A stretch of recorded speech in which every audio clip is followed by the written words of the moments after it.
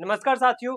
MP TET वर्ग एक exam क्या रहने वाला है, इसका एग्जाम पैटर्न और क्या रहेगा इसका सिलेबस, आज के इस वीडियो में हम डिस्कस करने वाले हैं।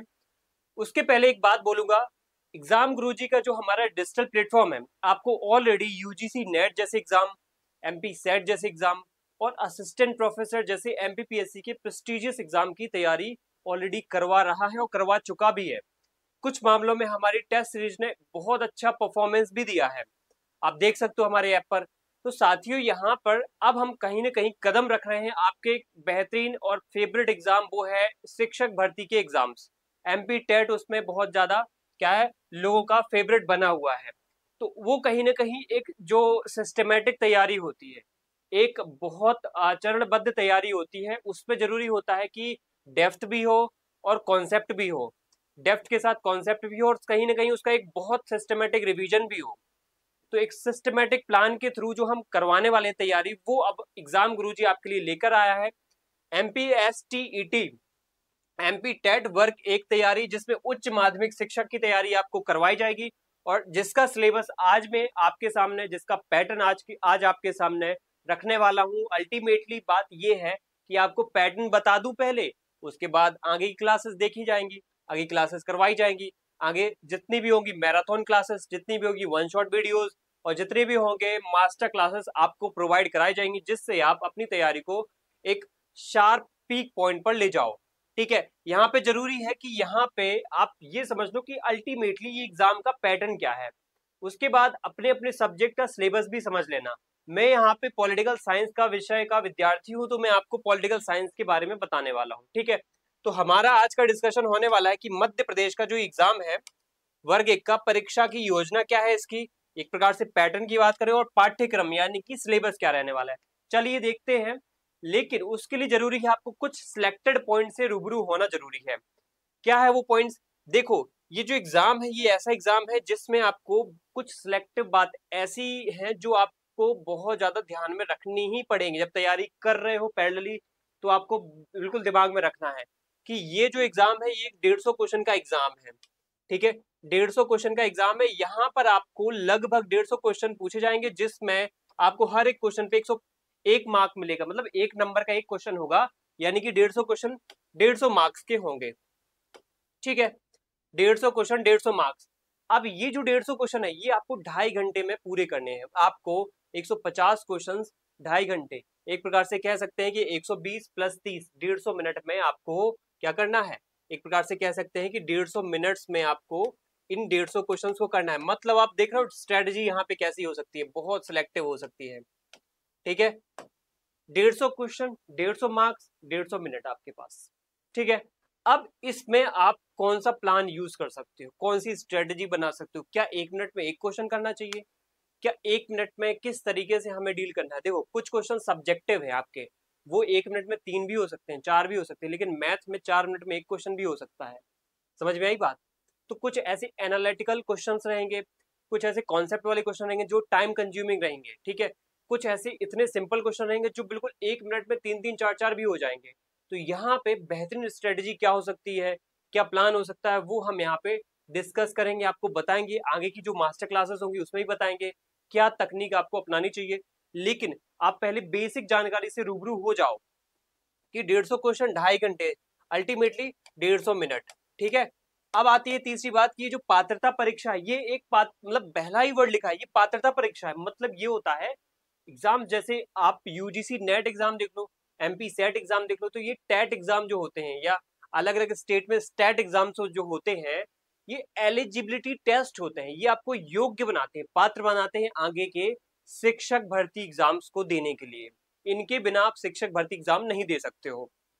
जैसे कि यूजीसी नेट के बिना या सेट के बिना आप असिस्टेंट प्रोफेसर का एग्जाम नहीं दे सकते हो। ओके, तो राइट, यहाँ पे बात ये क्लियर हो गई है मुझे कि ये पात्रता परीक्षा एक प्रकार की है।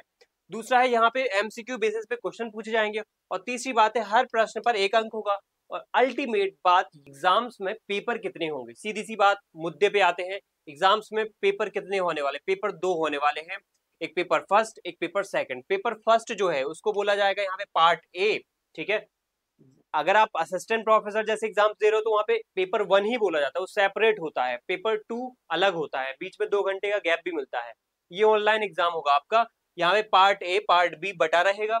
पार्ट ए में मुख्य रूप से आपको कुछ ऐसे क्वेश्चंस मिलेंगे, लगभग पार्ट ए में लगभग 30 क्वेश्चंस मिलेंगे जो आपको मैंडेटरी है, करना ही पड़ेगा, और वो सबके लिए कॉमन रहेंगे, चाहे कोई भी किसी भी विषय का हो। ठीक है, चाहे वो कॉमर्स का हो, इकोनॉमी का हो, सोशल, अलग अलग जो सब्जेक्ट्स हैं, चाहे हिस्ट्री, ज्योग्राफी, पॉलिटी, इकोनॉमी, या फिर साइंस के कोई भी केमिस्ट्री, ये जियोलॉजी, बॉटनी हो गया, बायोलॉजी हो गया, या फिर फिजिक्स, केमिस्ट्री, मैथमेटिक्स हो गया, कोई भी सब्जेक्ट, या लिटरेचर के हिंदी या इंग्लिश हो गया, संस्कृत हो गया, उर्दू हो गया, तो किसी से भी सब्जेक्ट से आप बिलोंग करते हो, आपको ये 30 क्वेश्चन जो पार्ट ए में दे रखे हैं आपके लिए अनिवार्य है, करना ही पड़ेगा। दूसरा पार्ट बी है जो आपका सब्जेक्ट स्पेसिफिक पार्ट है। इसमें आपका जो चुना हुआ विषय है उस पर आधारित प्रश्न बनेंगे, लगभग इससे बनेंगे 120 प्रश्न। कितने बनेंगे? 120 प्रश्न। सीधी सी बात है, 30 और 120 मिल गए, यहाँ पे कितने प्रश्न? 150 प्रश्न बनेंगे। ये हमारा एग्जाम का क्या है, पेपर का पैटर्न हमने समझ लिया। जो पेपर का पैटर्न है वो समझ में आ गया। मुझे अब समझाओ कि पेपर जो फर्स्ट है या पार्ट ए है उसमें क्या पूछा जाएगा, जो वो 30 क्वेश्चन है वो कहाँ कहाँ से पूछे जाएंगे। तो बात आती है यहाँ पे जनरल जो हिंदी है, एक जनरल हिंदी, वही अलंकार, समास वगैरह, वो सब आपसे पूछे जाएंगे। अंग्रेजी, बेसिक अंग्रेजी, वोकैब्स वगैरह, इडियम फ्रेजेस वगैरह, है ना, बेसिक सा। और जी के, जनरल नॉलेज, हिस्ट्री, ज्योग्राफी वगैरह, पॉलिटी वगैरह, बेसिक करंट अफेयर्स। ठीक है, ये करंट अफेयर्स हो गया। बेसिक आपसे रीजनिंग हो गया, और बेसिक एरिथमेटिकल जो ये है, एरिथमेटिक कॉन्सेप्ट्स हैं वो आपसे पूछे जाएंगे। एरिथमेटिक क्वालिफिकेशन है वो आपसे यहाँ पे पूछी जाएंगी। तो ये चीजें क्या है, ये रहेंगी इस एग्जाम में महत्वपूर्ण रूप से पार्ट ए में। और सबसे लास्ट यहाँ पे वो है शिक्षा शास्त्र, पेडागोजी, जो कि शिक्षा से रिलेटेड, शिक्षा शास्त्र से रिलेटेड अलग अलग क्या है सब्जेक्ट्स के क्या है ये कॉन्सेप्ट्स हैं, इसमें दिए गए हैं, आप पढ़ोगे तो मिलेंगे आपको देखने को। तो शिक्षा से रिलेटेड क्या क्या पद्धतियां होती है, मेथड्स क्या होते हैं, शिक्षक को कौन कौन से लर्निंग्स पे ध्यान देना चाहिए, तो ये सब बातें इसमें मिलेंगी। तो ये भी क्या है, एक बेसिक सब्जेक्ट है, 4 सब्जेक्ट है जो पार्ट ए में रहेगा। आप देखो वेटेज कितना है, इनका अधिभार कितना है। अगर मैं बात करूं यहाँ पे हिंदी से 8 क्वेश्चन आएंगे जिसमें 8 मार्क्स मिलेंगे। देखो हर एक क्वेश्चन पे 1 नंबर है, मार्क्स में चिंता नहीं है, जितने क्वेश्चन उतना मार्क्स। अगर मैं इंग्लिश की बात करूं थोड़ा वेटेज कम है, 5 क्वेश्चन यहाँ पे रहेंगे। फिर उसके बाद अगर हम करंट अफेयर, जीके, जीएस और मैथमेटिक्स, रीजनिंग की 7 क्वेश्चन, और पेडागोजी 10 क्वेश्चन। तो पेडागोजी पे ध्यान दो आप लोग, 10 क्वेश्चन आने वाले हैं आपके, और बहुत अच्छे से इसमें ध्यान दो, क्योंकि यहाँ पे थोड़ा सा हमारा स्कोरिंग सब्जेक्ट है ये। इनमें तो बहुत टाइम कंज्यूमिंग है ये, मैथमेटिक्स और जीके तो आपको पता है अथाह है, अनंत है, इसमें तो कोई लिमिट ही नहीं। करंट अफेयर भी वही हाल है जी। हिंदी इंग्लिश भी थोड़ा लिमिटेड है, आप थोड़ा कुछ वोकैब लिमिटेड आप याद कर लो तो उसमें से ही आ जाते हैं, और पेडागोजी तो है ही। तो स्कोरिंग सब्जेक्ट को पहले कवर कर लो। वेटेज भी देख सकते हो आप यहाँ पे। तो 30 क्वेश्चन हमारे पार्ट ए से आ जाएंगे। उसके बाद आता है पार्ट बी, और पार्ट बी एक प्रकार से वेटेज रखता है 120 अंक का, 120 क्वेश्चंस का। ओके, इसमें लगभग हमारा जो एमपी ईएसबी है 16 विषयों पर एमपी टेट का या वर्ग 1 का एग्जाम करवाता है, और आपको उसी सब्जेक्ट से एमपी टेट का एग्जाम देने को मिलेगा जिसमें आपने पीजी कर रखा है, पीजी डिग्री आपने हासिल कर रखी है, उसी से आपको क्या मिलेगा, ये एग्जाम देने को मिलेगा। जनरली यहाँ पे एमपी ईएसबी जो एग्जाम करवाता है वो करवाता है मुख्य रूप से किन किन विषयों पर, वो करवाता है हिंदी पर करवाता है, इंग्लिश पर करवाता है, संस्कृत पर करवाता है, उर्दू पर करवाता है, गणित, ठीक है, भौतिक विज्ञान इन फिजिक्स हो गया, जीव विज्ञान, बायोलॉजी, रसायन, केमिस्ट्री, गृह विज्ञान, होम साइंस, वाणिज्य, कॉमर्स, इतिहास, हिस्ट्री, भूगोल, ज्योग्राफी, राजनीति शास्त्र, पॉलिटिकल साइंस एंड कृषि यानी एग्रीकल्चर। ठीक है, इसके बाद ये है, ठीक है, इसके बाद ये है, कहीं ना कहीं ये आपको समझ में आ गया होगा। ठीक है, ठीक है, ये यहाँ पे देखना पड़ेगा क्या लिखा हुआ है। आप लोग मुझे कमेंट में बता दीजिए, ये आपका होमवर्क है जो आप कमेंट में बता दीजिए, देखना पड़ेगा। ये क्या है यहाँ पे एक सब्जेक्ट लिखा हुआ है। ठीक है, तो हर एक सब्जेक्ट से क्या है, ऐसे 16 सब्जेक्ट है जिससे क्वेश्चन बनेंगे। सीधी सी बात है, हर सब्जेक्ट आपका स्पेसिफिक सब्जेक्ट होगा। जो भी स्टूडेंट जिस भी सब्जेक्ट से कहीं उन्होंने पीजी कर रखा है वो चुनेंगे, वही क्वेश्चन उनके एग्जाम कंप्यूटर के स्क्रीन पर दिखेंगे, वही क्वेश्चन। ठीक है, ये हो गया पेपर 2।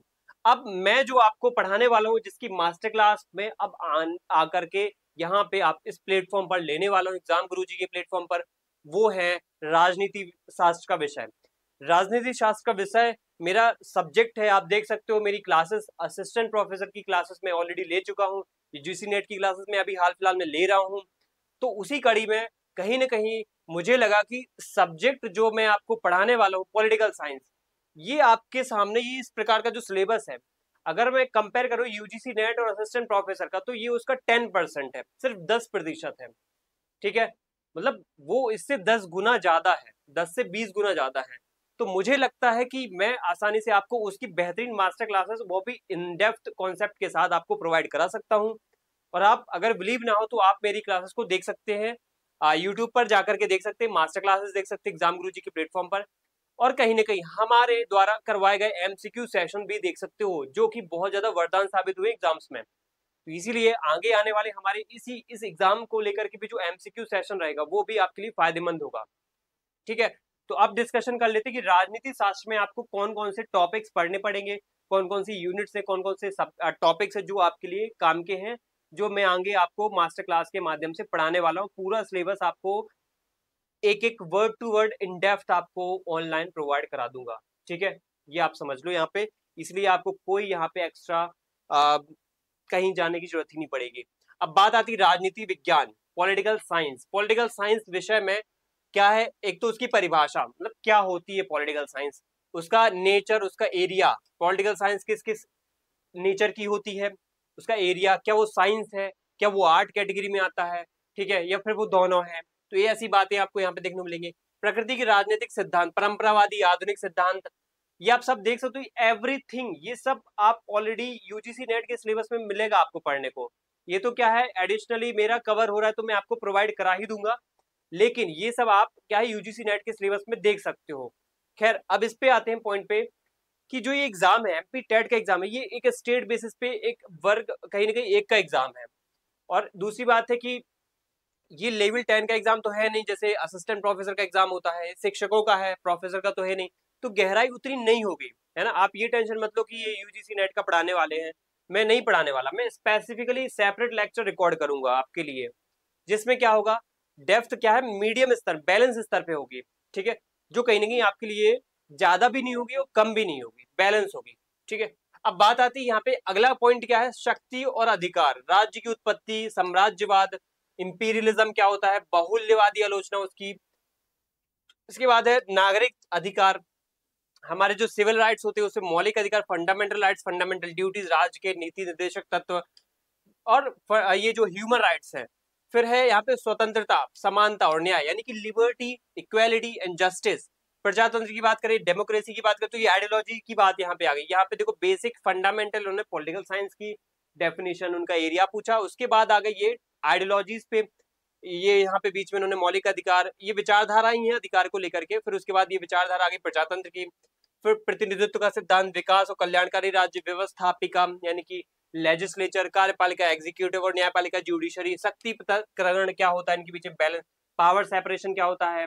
ठीक है, ये सब आप एनसीईआरटी वगैरह में भी, इग्नू वगैरह की जो स्टैंडर्ड बुक्स हैं, एंड्रयू ह्यूबिट की जो बुक्स हैं, उनके थ्रू भी आप कवर कर सकते हो।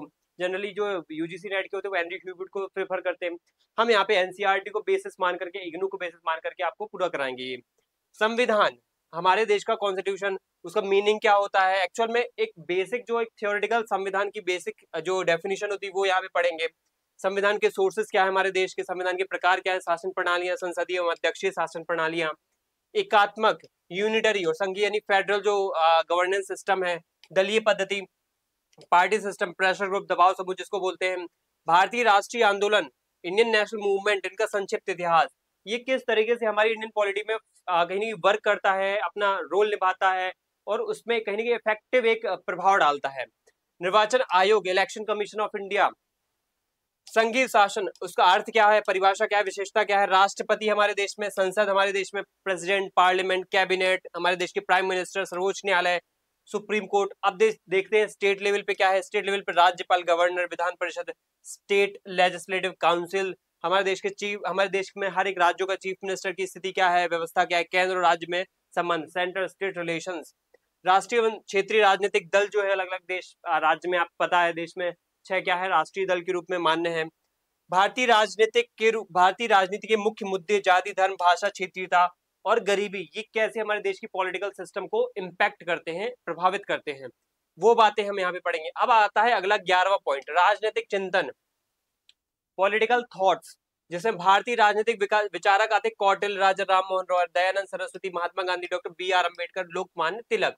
अब वेस्टर्न पॉलिटिकल थिंकर्स की बात करें तो सुकरात, प्लेटो, अरस्तु, रूसो, मैकियावेली, बस इतने ही आपके 5, ठीक है, ये यहाँ पे खत्म हो जाता है। फिर राजनीतिक विचारधाराएं, अगर पॉलिटिकल आइडियोलॉजी की बात की जाए तो उदारवाद, जिसको लिबरलिज्म कहते हैं, समाजवाद जिसको सोशलिज्म कहते हैं, मार्क्सवाद, मार्क्सिज्म, गांधीवाद, गांधीज्म, ठीक है। विश्व की महत्वपूर्ण शासन प्रणालियां, गवर्नेंस सिस्टम क्या क्या है, जैसे ब्रिटेन का गवर्नेंस सिस्टम क्या है, यूएसए का क्या है, स्विट्जरलैंड का क्या है, ये सब हमें पढ़ना पड़ेगा। इसके अलावा यूएसए और स्विट्जरलैंड के संविधान संशोधन की प्रक्रिया का एक कंपैरेटिव डिस्कशन हम यहाँ पे करेंगे। भारत और अंतरराष्ट्रीय, भारत का और उससे साथ ही भारत की जो विदेश नीति में इंटरनेशनल रिलेशन का एक जो पॉइंट है वो सब आपको यहाँ पे पढ़ना पड़ेगा। मतलब एक प्रकार से इंडियन फॉरेन पॉलिसी और इंटरनेशनल रिलेशन, भारत का विदेश में अलग अलग देशों के साथ संबंध क्या है, और भारत के साथ साथ स्टैटिस्टिकली बात करी जाए तो यहाँ पे कि इंटरनेशनल रिलेशन क्या होता है और उसमें भारत का रोल क्या है, भारत क्या रोल निभा सकता है, क्या निभाता है, तो भारत की स्थिति क्या है वर्ल्ड पॉलिटिक्स में, भारत का अन्य राष्ट्रों से संबंध क्या है, भारत की विदेश नीति क्या है, भारत की उसमें विदेश नीति के क्या क्या सिद्धांत वो फॉलो करता है, जैसे आपने सुना होगा act east, look east, Indira doctrine, Gujral doctrine, Modi ji का एक जो सॉफ्ट पावर का एक बहुत बड़ा पॉइंट अभी वो यूज करते रहते हैं, उद्देश्य क्या है, तत्व क्या है, उनकी समस्याएं क्या है, यूनाइटेड नेशन ऑर्गेनाइजेशन है, यूएनओ है, निशस्त्रीकरण, उसकी कार्यप्रणाली, निशस्त्रीकरण, अंतरराष्ट्रीय वित्तीय संस्थान जैसे कि IMF, वर्ल्ड बैंक वगैरह, इनके बारे में, भारत और संयुक्त राष्ट्र क्या है, उनका बीच में एक रिलेशन, भारत और दक्षिण यानी जिसको सार्क कहते हैं, भारत और आसियान, है ना। इसके बाद है भारत और यूरोपीय संघ, व्यापार, ठीक है, इनके साथ क्या क्या व्यापार है, WTO, यूरोपियन यूनियन के साथ क्या क्या व्यापार है, राइट। ये सब बातें यहाँ पे आपको देखने को मिलेगी। ग्लोबलाइजेशन और निशस्त्रीकरण की बात आपको यहाँ पे पढ़नी पड़ेगी। और 15th पॉइंट है पब्लिक एडमिनिस्ट्रेशन, पब एड, जो कि एक बहुत बड़ा फंडामेंटल पार्ट होता है पॉलिटी का। इसमें आपको अर्थ, प्रकृति, क्षेत्र, लोक प्रशासन, निजी प्रशासन में अंतर, लोक प्रशासन की अध्ययन की पद्धतियां, केंद्रीकरण, विकेंद्रीकरण और शक्ति का हस्तांतरण, ये सब आपको, कार्मिक प्रशासन, ये होता है पर्सनल एडमिनिस्ट्रेशन, ठीक है, जैसे एक प्रशासनिक अधिकारी है, कलेक्टर है, एक सचिव है, इनकी नियुक्ति कैसे होती है, काम कैसे करते हैं, ये सब आप कार्मिक प्रशासन में पढ़ोगे। इनकी भर्ती, पदोन्नति, प्रशिक्षण, संघीय लोक सेवा आयोग, वित्तीय प्रशासन, बजट, भारत में बजट निर्माण की प्रक्रिया, विकास प्रशासन, नौकरशाही, प्रकृति, कार्यक्षेत्र में लोकपाल एवं लोकायुक्त वगैरह की बातें, ओम्बुड्समैन वगैरह। तो ये सब हमें क्या है, इस MP टेट वर्ग 1 के एग्जाम में पॉलिटिकल साइंस के अंतर्गत हमें क्या है डिस्कस करना है, जो मैं आपको कराने वाला हूँ। वे फॉरवर्ड कहें तो आगे की क्लासेस जो होंगी हमारी इस पॉलिटिकल साइंस के विषय इन टॉपिक्स पर होने वाली हैं, जो कुछ ही दिनों में आपके सामने लेकर के आने वाला हूँ। ये डिस्कशन था हमारा आज का, कहीं ना कहीं MP टेट वर्ग 1 एग्जाम को लेकर के, उसका पैटर्न क्या है, उसका सिलेबस क्या है। खास तौर पे 16 विषय हैं, जिसमें मैंने मुख्य रूप से राजनीति विज्ञान विषय के बारे में आपको बताया है। और आगे की रणनीति ये है हमारी कि मैं आपको सीधी सी बात में करूंगा, मैं आपको क्लासेस प्रोवाइड करूंगा, मैं आपको MCQ प्रोवाइड कराऊंगा, मैं आपको एक बेहतरीन रणनीति, एक तरीका प्रोवाइड कराऊंगा, जिससे आप एग्जाम में बहुत अच्छा परफॉर्मेंस कर दे पाओ। ये इसलिए कॉन्फिडेंस तरीके से मैं बोल रहा हूँ क्योंकि ऑलरेडी UGC नेट और असिस्टेंट प्रोफेसर की क्लासेस हमारी चल रही हैं, तो वहां पे हमने अच्छा परफॉर्मेंस किया है, इस वजह से आपके लिए ये बेनिफिशियल हो सकता है, ठीक है। तो इसी नोट के साथ हम क्लास को एंड करते हैं, और आगे हमारा कहीं ना कहीं आपके लिए थैंक यू नोट है कि आप इसी तरीके से जुड़े रहिए हमारे साथ, और इन्हीं क्लासेस का कहीं ना कहीं फायदा भी लेते रहिए। हमारे कुछ और भी टीचर्स अपने अपने विषयों को लेकर के अभी आपके सामने आएंगे, आपको कहीं ना कहीं सिलेबस, एग्जाम पैटर्न से भी रूबरू कराएंगे। मैंने अपने विषय का कहीं ना कहीं आपको एक डिस्कशन करवा दिया है। अगर कोई डाउट हो तो आप जरूर पूछिएगा, और कोई भी ऐसा क्वेरी हो या कोई डिमांड हो तो भी आप अपने कमेंट में बताइएगा। थैंक यू सभी को, जय हिंद।